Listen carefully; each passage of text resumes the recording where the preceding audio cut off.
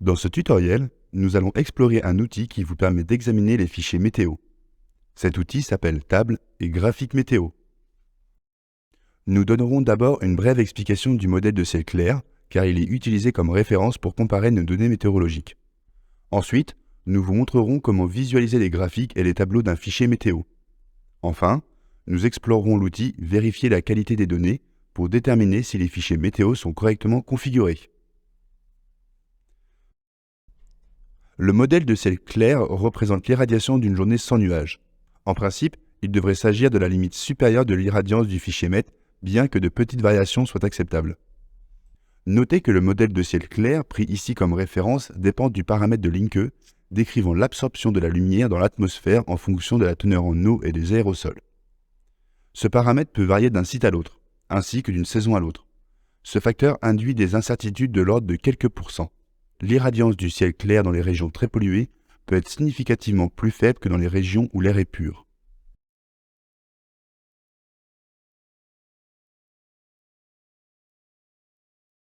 Le panneau de gauche présente les caractéristiques du fichier source. À droite, vous pouvez afficher des graphiques et des tableaux du fichier MET. Vous pouvez choisir parmi différentes variables, type de graphique, valeur, unité et date de graphique pour afficher le graphique de votre choix à partir du fichier MET. Défilez les jours à l'aide de la barre de haut en bas. Les irradiations globales et diffuses sont affichées par défaut. La courbe en bleu représente le modèle de ciel clair. Vous pouvez présenter les mêmes données dans des tableaux. Examinons un tableau de données mensuelles tout au long de l'année. Vous pouvez exporter ce tableau en copiant les données dans le presse-papier ou en les enregistrant dans un fichier. Vous pouvez également afficher des tableaux et des graphiques pour un plan incliné spécifique.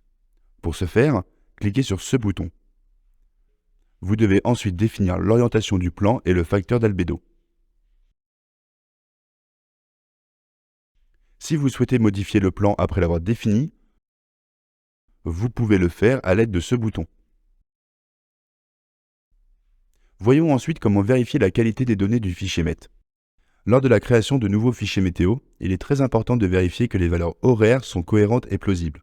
Pour cela, PV6 dispose d'un outil dédié dans l'onglet Vérification qualité données qui permet de comparer les données MET avec le modèle de ciel clair. On peut comparer à la fois le niveau d'irradiation et le décalage temporel du fichier MET par rapport au modèle de ciel clair. Pour utiliser cet outil, il faut d'abord comprendre comment PV6 gère le décalage temporel. PV6 suppose que les moyennes horaires sont prises du début de l'heure jusqu'à la fin. Par conséquent, la géométrie solaire est calculée pour le milieu de l'heure. Par exemple, pour les données de 8h à 9h, la géométrie solaire sera calculée à 8h30. Cependant, les données météorologiques provenant de différents fichiers sources peuvent être prises à différents moments. Si, par exemple, l'accumulation des données a été faite de 8h15 à 9h15, alors l'heure de référence pour cette mesure sera 8h45. Dans ce cas, un décalage horaire de 15 minutes est nécessaire dans PV6 afin de correspondre correctement au calcul de la géométrie solaire avec les données météorologiques du fichier source. Le graphique principal de l'onglet Vérification qualité données montre le décalage dans le temps du jour le plus clair de chaque mois dans le fichier MET. L'axe des abscisses indique le mois de l'année et l'axe des ordonnées indique l'heure de décalage en minutes. Les points de données noirs représentent le décalage dans le temps des données brutes et les points colorés représentent le décalage dans le temps après application du décalage. Vous pouvez appliquer une correction de décalage horaire et modifier le nombre de minutes du décalage dans ce champ de données. Il existe également 3 graphiques spécifiques qui permettent de visualiser et d'ajuster cette correction. Le premier graphique montre l'indice de clarté KT en fonction de la hauteur du Soleil. L'indice KT est une mesure de la clarté de l'atmosphère.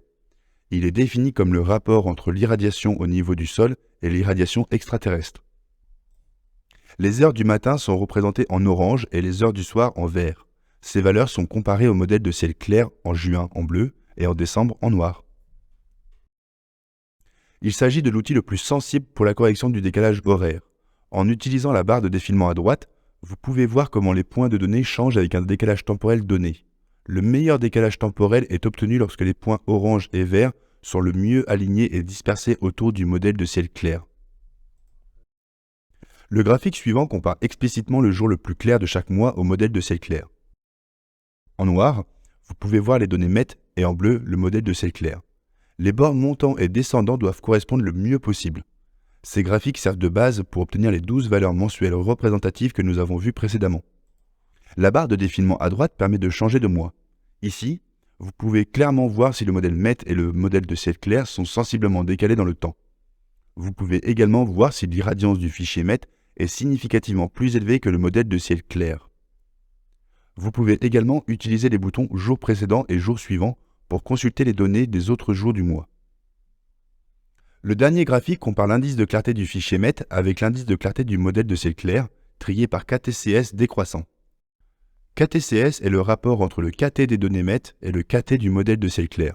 Les valeurs supérieures à 1 représentent les points où l'irradiance dans le fichier MET est plus importante que celle du modèle de ciel clair.